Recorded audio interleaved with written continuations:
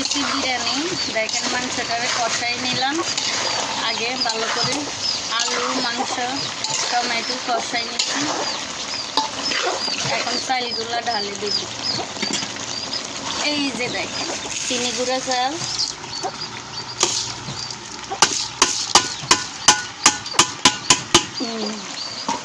এই এখন চালগুলো ভালো করে কষাই নেব।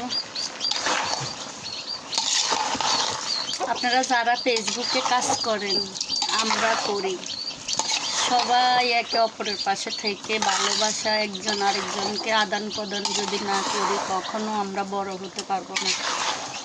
আমি চাই, সবাই চাই, আমি না শুধু, সবাই একজনের পাশে একজন থাকবো, থেকে আপনি আমাকে ভালোবাসা দিবেন, আমি আপনাকে ভালোবাসা দিব।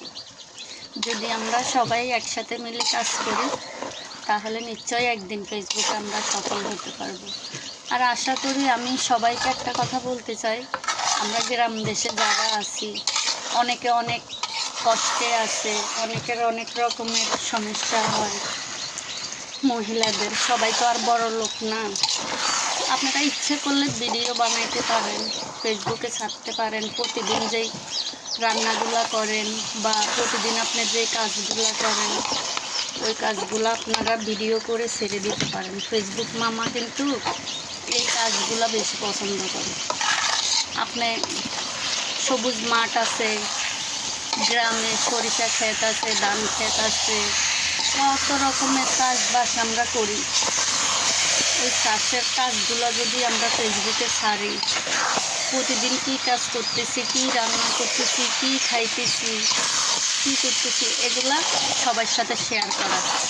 এটা একটা ভিডিও বানাই ছেড়ে দেন, একটা মোবাইল নিয়ে ঘরে বসে না থাকি কাজ করেন, 2 টাকা ইনকাম করেন, আপনার নিজেরও ভালো লাগবে, কারো আর তাদের উপরে বসে থাকতে হবে না।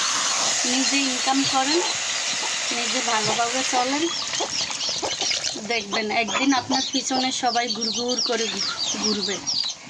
যখন টাকা না থাকলে কিন্তু কোনো দাম নাই, যার পকেটে টাকা আছে তার দাম দেখবেন যে জায়গায় জায়গায়। টাকাওয়ালাকে সবাই ডাকে, যার টাকা নাই তাকে আল্লাহর হস্তে সাহায্য করার মতো মানুষও মেলে না।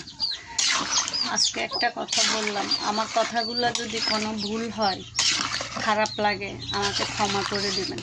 আর আমি এই বিরিয়ানিটা আমার ঘরোয়া পরিবেশে, ঘরোয়া সিস্টেমে রান্না করতেছি। আপনাদেরকে পরে দেখাবো কেমন হয়েছে বলবেন।